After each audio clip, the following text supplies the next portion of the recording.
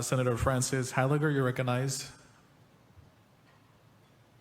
Good morning.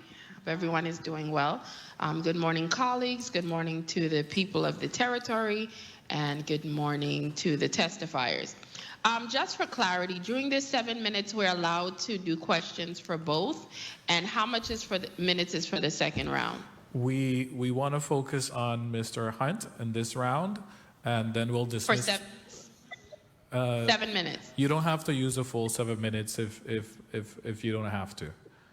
Okay, thank you so much. And he will be dismissed, and it will focus on human services. Okay.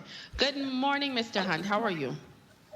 Good morning. Quite well, thank you. Good. I wanted to ask a question in regards. You spoke a little bit about your location search for, and it's on your location search on page 2. How is that going? And I noticed the locations that you have here. Are these the final locations for your thought? I see the old firehouse, Enid Bar Library, and the old Boy Scout building. So these locations came within the committee. We had some board members go out in the committee and just try to see some places that they would think would be ideal.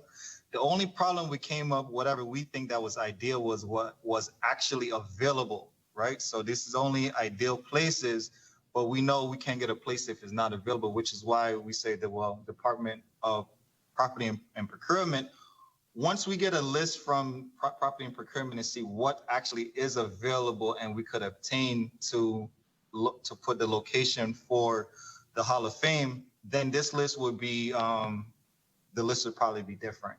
And that's if there is anything available within the island of St. Thomas. If it's not available within the island of St. Thomas and we have to go with St. Croix, that same list would now affect in the area of St. Croix. Sorry. So ideally, it depends on what's available. So we was kind of moving a little bit in front of our feet rather than seeing what's available to have a better answer to see, okay, which one would be allocated to be the location for Hall of Fame. Okay. Thank you so much. I have a question. When there's a section in here that speaks to your criteria for being even eligible for the Hall of Fame. And there's a part of it that says individuals must have performed for a high length of time, at least 10 years. I have a little concern about that because I know sometimes in sports, people might have a huge impact maybe within the first 5 or 6 years. And maybe because of a sports injury or something, they might not be in the sport for up to 10 years. But that impact and their fame is solidified for the rest of their lives. Do you think that a time frame should be added on in order to be in the Hall of Fame? So ideally, when it comes to Hall of Fame, it's a subjective. Hall of Fame can go in many directions, right? And ideally, we're trying to put a platform together where what we see as some type of standard of fairness, right? Because somebody can do something in 1 year that's just amazing, and then the rest of his career doesn't do anything else. So when we looked at the Hall of Fame and many other organizations, National Hall of Fame across the world, we ideally see it was an average time span of the playing length time of 10 years rather than 1 year. We have a 1 year wonder. So if it's a 1 year that does something great, that person would still be acknowledged as a quote unquote honorable award within the territory, but it necessarily doesn't make him a Hall of Famer just because he did that one thing. For instance, because you are you're from the Virgin Islands and happen to be an NBA coach, that's amazing, but that's not Hall of Fame worthy, you know? So it should be an honor to be on Hall of Famer, whatever that criteria that push that person is, and our spectators, ourselves, to see this, oh wow, like this is an achievement that only a few people can be able to achieve. If not, then we all would be in the Hall of Fame today. Well, I think for me, I was sticking more along the aspect of the timeline. But I do Hmm. understand if somebody is a one-hit sports wonder. I get all of that. But Okay. I also have recognized with sports that sometimes there is that exception. So I'm trying to understand, is that 10-year number set in stone because you're looking at national and other criterias you might have seen? Or is this something that's flexible for someone to be able to be considered for the Hall of Fame? So within this decision, I'll take it back to the board and we could more go over it and actually bring up that criteria because it came up from before, and I know we chose it was one time, no time, to a year, to 5 to 10, and it just came around to where the board voted on together as we did. It came out to be 10 years. Ideally, it's something that we could always go back on and push it again, and see now that there is other chances that, like you said, it's a case where does it have to be 5 years, or can we reduce that amount of time 1 minute. because of exceptions? Okay. Understood. Last question. Hall of Fame membership. I see the criteria, not Hall of Fame, to be a member of the commission. I see the criteria here. But how exactly is executed? Is it an appointment? Is it a position where people are nominated, voted on, et cetera? Because I didn't understand that aspect of it. All right. So I missed the. All right. So you say how do the person 30 get onto the seconds. Hall of Fame? How does that person get on the ballot? Now, how does somebody become a member of this commission? I see the criteria to be a member, but how do they get on? Are they nominated? How does it work? Oh, okay. I got you. So as far as who should be doing the selecting, voting on the nominees, we settled on the following groups where you got the one member from the federation, the sports media, veteran Time. athletes, and the. Can I have approval to continue? Yes, yes, you may. Yes. All right. Are you talking about that section there? Well, I see that there is criteria and all the things you're a member of the respective federation and has St. Croix. Who decides who these people are? That's what I'm trying to figure out. How do they actually get on? Because you might have 10 people that are members of the sports federation. You might have 20 people that are associated with St. Croix, St. Thomas, how do you select the individuals that actually get on the board? Okay. All right. So I think I'm miss. All right. Reword your question again because I think I'm missing it. Whether within the Hall of Fame of the members to become in the selecting committee of Hall of Fame, or like are you asking? Can please Yeah, reword Mr. your Hunt. question again? The senator is referring He's getting cut to becoming member of the commission. Commission. Okay, cool. All right. So I got you. I understand it's by virtue of the position you hold. Right. Okay, According I thought you to was the talking code. about Hall of Fame. Okay, so within the commission, each of the members so we have 4 members are from the Olympic Committee, right? So on the way how it is written, it has 4 members from the Olympic Committee. Then they have a member from the Virgin Island Automotive Racing Commission. Then another section is the territory chair for the Virgin Island Boxing and Wrestling Commission. Now, these are written inside our mandates. This is how it is already. We didn't choose it. It was already within the act. It's already written inside of it. And also, so we got 4 members from the Olympic Committee. We got a member from the Automotive Racing Commission. Yeah, Mr. Mr. Hunt. Yes. I think what the senator is trying to get from you is, so let's say within the Olympic Committee, how do they select which member will sit on the commission?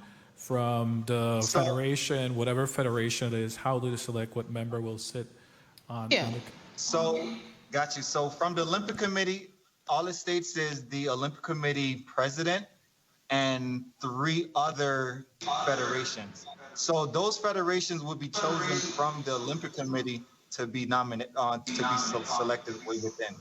So we don't choose it. The Olympic Committee, on therefore it'll be the president and 3 other federation presidents, and then the government has 2 spots, and the the commissioner for sports, parks and rec is automatically there, and we also have the commissioner from the tourism that's automatically there. A designee from the Department of Education is automatically there, whoever that member is, and then, like I said, the last 2 members, which was the Racing and Boxing and Wrestling Commission. Thank you. Alma Francis Heyliger, you're recognized for your 4 minutes.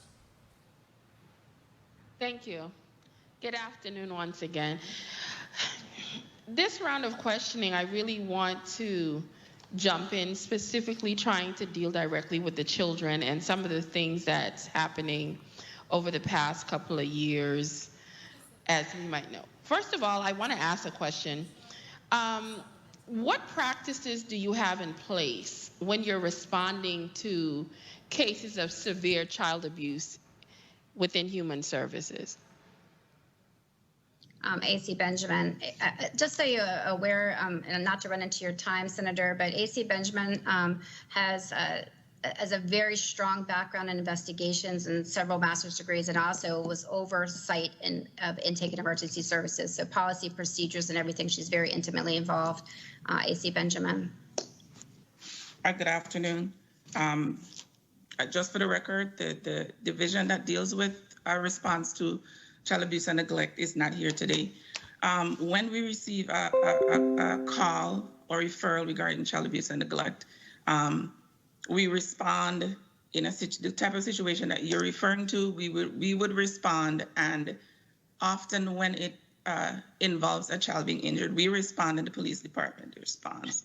If there's a need for us to call the ambulance, we do that, and we travel to the emergency room if the child is severely injured, or more often than not, we're going to the emergency room to respond to a situation where a child is seriously injured. Our investigation would involve, of course, trying to find out what happened to the child in a situation where there's severe injury. The child is not going to be discharged. So we would look into whether or not there are other children who were in the households that are involved that are in need of protection and in need of being in a safe space. The responsibility. If you're in a situation where a child is removed from a home because of child abuse, does Human Services step in and remove the other children as well for precautionary reasons? It all depends on the case. Most of the time, if it's a severe case, yes, we step in and we would actually give the family an opportunity to provide a plan. So if there are other relatives, if the child is with a one parent and the non-offending parent is available, we look at that. Relatives, fictive kin, if none of that is available, then we would do foster care. Okay. You just spoke about procedures and a potential plan for parents. For example, today in the Daily News, there's a headline 1 minute. for mother arrested for aggravated child abuse was charged with child neglect in 2008. Now, the individual in 2008 had charges and they were given 1-year probation. In 2010, July, there was assault and battery, simple assault and battery. That situation was dismissed. And now we are here in 2021, aggravated child abuse. 30 if there's seconds. if there's a pattern emerging over the years with a parent, at what point or even months, at what point does Human Services say, well, something is happening here, enough is enough, that the child's protection should be first and foremost? Well, I cannot speak to any specific cases. But with regard to charges, the Department of Human Services is not involved with any criminal charges. The thing that repeated referrals would do is raise that family's risk level, because there are instruments that we have to fill out so that all that goes into a decision is not on the worker, is not up to the worker's discretion. So that would raise the risk level, and the risk level determines whether or not the child can remain at home or not. Well, I think for myself, Mr. Chair, could I just finish my last Yes, question and ma'am. wrap up? Thank you. I think for my concern, I think especially with dealing with human services and an individual in the public, when we're consistently over a period of years hearing different stories, Aaron Benjamin, or you might hear of Tamar Lake, now you're hearing of another case, you get a little bit concerned to make sure that these procedures are being followed and are in place for the protection of our children. So my final question I want to ask, what other auxiliary services do you have to advocate for children who are dealing with neglect or severe abuse? Children who come to the department's attention for those issues, they do receive counseling. If they are removed from the home, they are placed in an environment where they're safe, where all of the services are provided to provide them with as normal a situation as we can possibly provide. We contract with private providers within the community, some agencies in the community, like Island Therapy Solutions. We often make a lot of referrals to the Women's Coalition for counseling services as well for children and parents. What we would do is try to infuse as many services as possible. And where the court is involved, the court also gives directives in terms of court-ordered services. Thank you so much for the additional time, Mr. Chair. And I do hope the Department of Human Services continues with what they're doing, but most importantly, make sure that the protection of our children is first and foremost. That's very important to myself, I'm sure, along with the residents of this territory. Thank you. Thank you. Francis Heyliger, you're recognized for 7 minutes. Good afternoon, once again. I would like to share for the record, I have no idea what that man just said. Unfortunately, I don't know if it was only on our side, but the majority of what he said was garbled, and I didn't get any information from it, just so you guys could be aware. I want to ask my first question to dealing with Mr. Sum from Assistant Commissioner of Department of Education. On page 3 of the testimony, it speaks to developing new partnerships and designing new programs to benefit student athletes. I need for you to expound. It's also referenced also on page 4, speaking about the belief of the Department of Education, the students perform strong when support systems around them are strong. And this section also speaks to increased partnerships. Can you share with me a little bit more about these partnerships? Thank you, Senator, for the opportunity, and good afternoon. So I will start by talking about existing partnerships. So for example, our relationship with health, the Department of Health, is a daily relationship on a plethora of COVID-related issues. A specific example was we were able to engage health along with the Department of Sports, Parks, and Recreation in testing students for the student athlete in a combine in a bubble at UVI. So health was able to bring their resources to bear to test students and coaches and adults who were participating in that combine. So that's a really good example of a very meaningful and impactful relationship with health. As we move forward and we look to do the Honoring a Legends tournament as early as April 15th, we again are reaching out with health to get guidance and advice and assistance in how to most safely conduct that in-person tournament and competition. We are also, in terms of reaching out to partners, we're looking at media agencies that are specifically involved in sports, who can bring to bear to a contractual relationship of some sort, who can bring to bear technology that allows the department, specifically the DSA, to record students' athletic performances.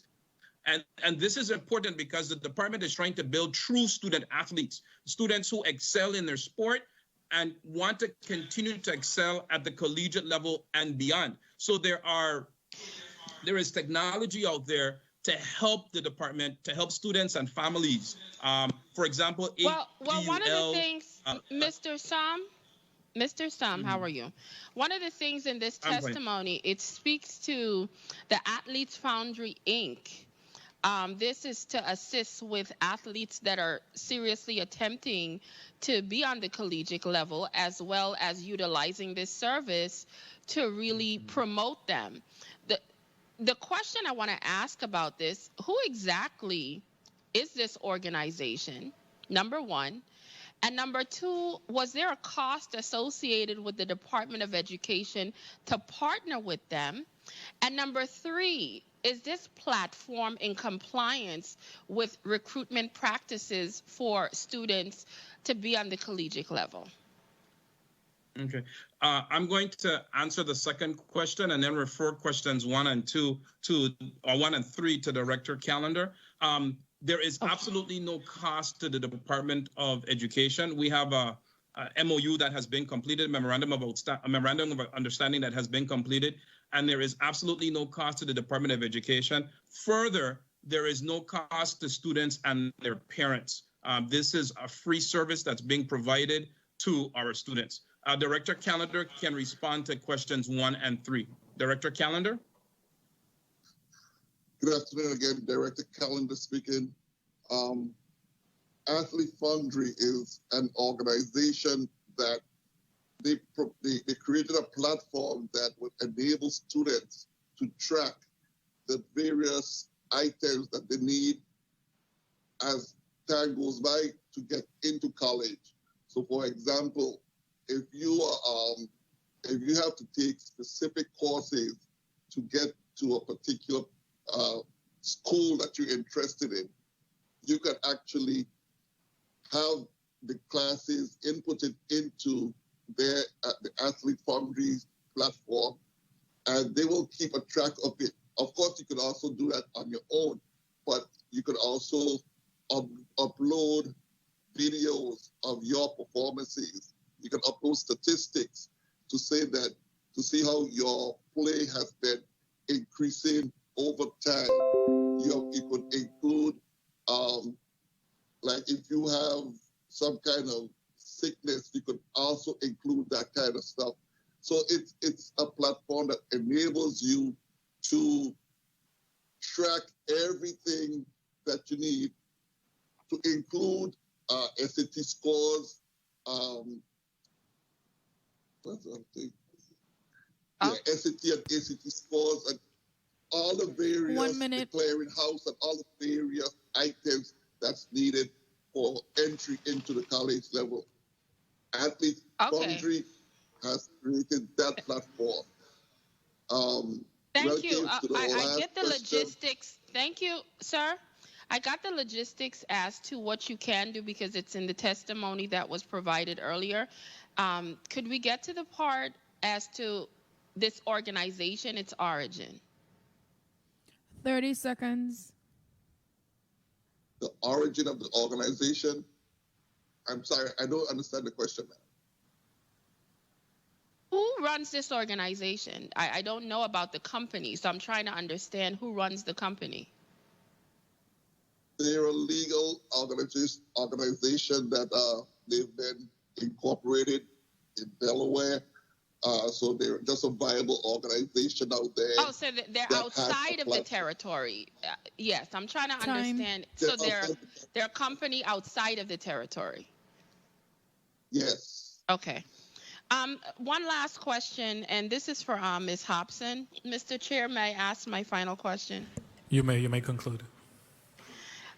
Ms. Hobson, how are you? There? Can you hear me, Ms. Hobson? Yes, Senator, I can hear you. Oh, good. In your testimony you indicated there's a direct correlation between the lack of involvement in extracurricular activities and the increase of criminal behavior. I want to find out a little bit more as to your organization. Where did you come up with that data, and how have you correlated it with sports in our territory? Lucille Hobson. Thank you for the question, Senator. Senator, my role in Mr. sports... Chairman, I cannot hear her. Can you hear me now? Yes, ma'am, I can hear you now. Okay. Yes. My role in sports doesn't just stem from being the president of the St. Croix Interscholastic Athletic Association. I was a teacher for 30 years at the Juanita Gardine Elementary School before I became the coordinator for health and physical education. I also happen to be the president of the Virgin Islands Volleyball Federation. I'm also the general secretary for the Sports Commission and vice president for the Caribbean Volleyball Federation and North Central and Caribbean Volleyball Federation. So I have an intense background in sports, dealing with children, not only in the classroom, but out of the classroom.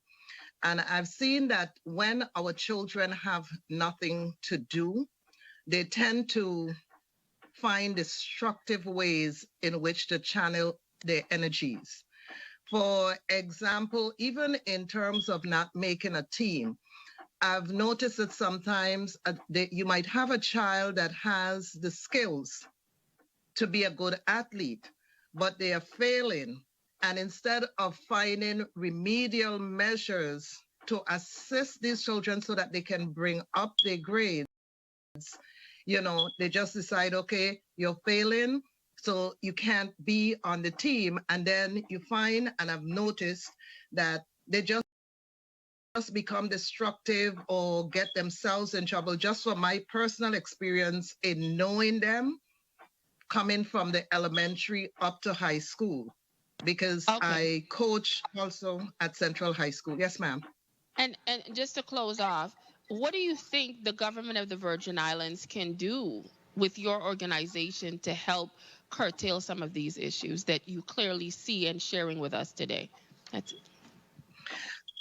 I think that the government of the Virgin Islands can assist us with more funding to help our athletes, not only with, for example, a lot of our athletes, and I might get some blowback for that, in my capacity of health and physical education coordinator, I held that position for 10 years.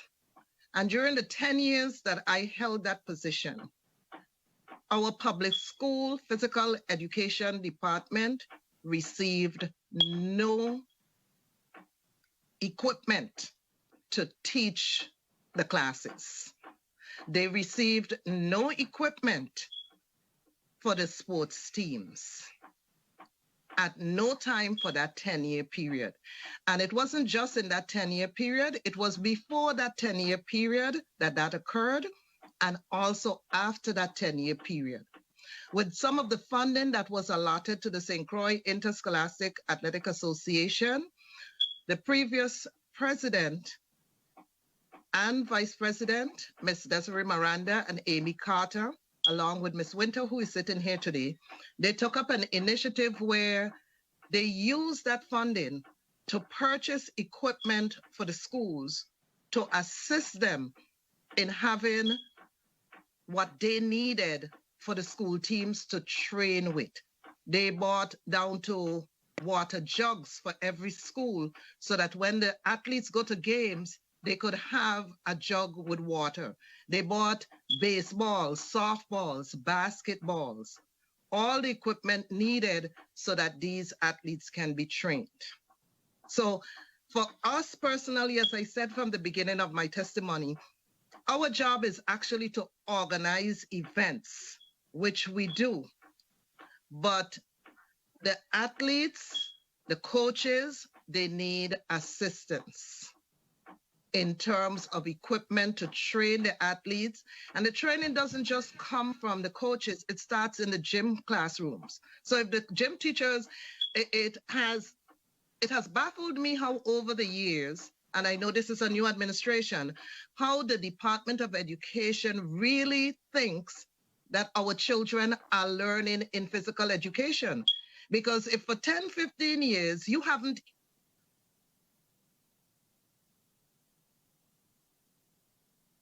I think we lost Ms. Hobson. Thank you, Mr. Chairman, for the indulgence. You're welcome. Thank you, Senator Francis Heyliger, for your line of questioning. Hopefully we could get Ms. Hobson back on. In the meantime, let me... Before you Sure. Senator Francis Heyliger, I recognize your point of inquiry. Thank you.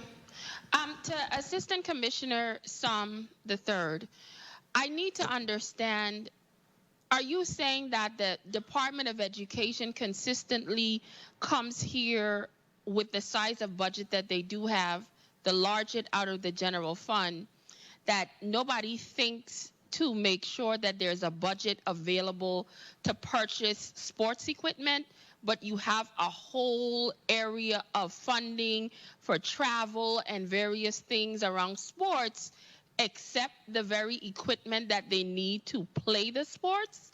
I'm trying to understand that if that's what I'm hearing, because I'm assuming I'm not hearing correctly, but I want to make sure that's what I'm hearing. Okay. Thank you, Senator.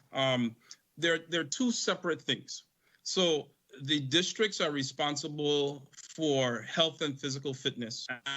And as a part of the health and physical fitness program and curriculum, there is an opportunity for the districts as a part of their requests to include the purchase of equipment.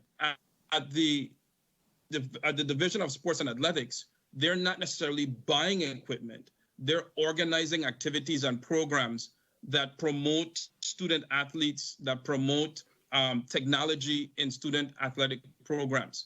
So there are two different things. I will say this, I will do my research and respond with a definitive answer on the purchase of athletic equipment for schools in the territory.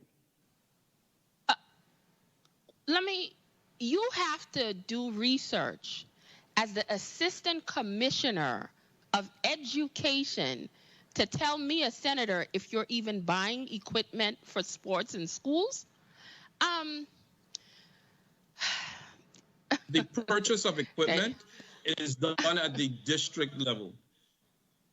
But I'm saying you're the Assistant Commissioner, so I would assume that this is something that you would be able to tell me off the bat. I mean, sports is a huge integral part of our students' lives through their education, activities, physical activities, so many various things. So how could they be having sports activities without the very equipment to do the sports activities? That is my major concern. But thank you, Mr. Chairman. And hopefully at some point you'll figure it out and get back and share it with me. Thank you. We will. Yeah. But you couldn't hear her. It's okay.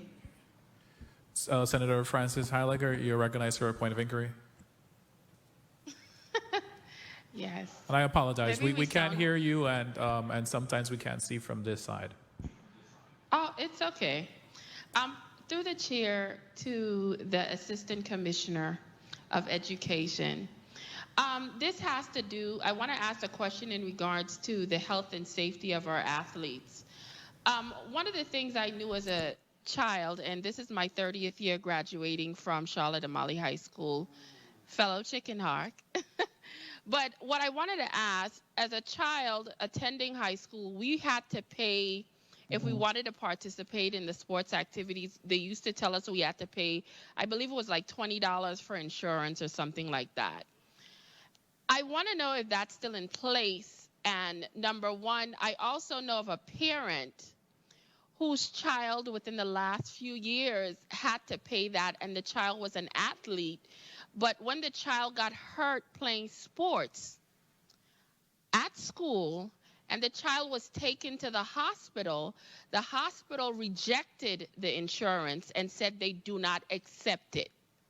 So I'm trying to understand if the issue with that has been resolved, or is there a reason why our local hospital is not accepting the insurance that we ask our students to pay, especially the ones that are doing sports in the territory? Thank you. Thank you, Senator. I am not aware where any public hospital facility in the territory has rejected the use of the school student insurance. I am very well aware in this district on St. Croix where there have been injuries. Children have been transported to the Wang F. Louis Hospital, and the hospital has accepted the school insurance because the injury was a result of participating in a school activity. But I am not aware of any hospital or public medical facility rejecting the use of school insurance, because that is its specific purpose. To cover accidents that happen I in can school. bring the bills that the parent is still paying up to this day, because the hospital, our local hospital here, told them they are not accepting that insurance, even though it was proven that the child was injured during a sports activity, and they are still actively paying off this bill piece by piece every month. So maybe something is clearly happening with a disconnect that maybe we could share with the Department of Education, and maybe follow up with some parents who might be having this issue, and hopefully we can get it resolved. I would be more than happy to have them contact you and share this information with the department. I will follow up with you, Senator Heyliger, on this issue. Thank you, Senator Heyliger. Senator James.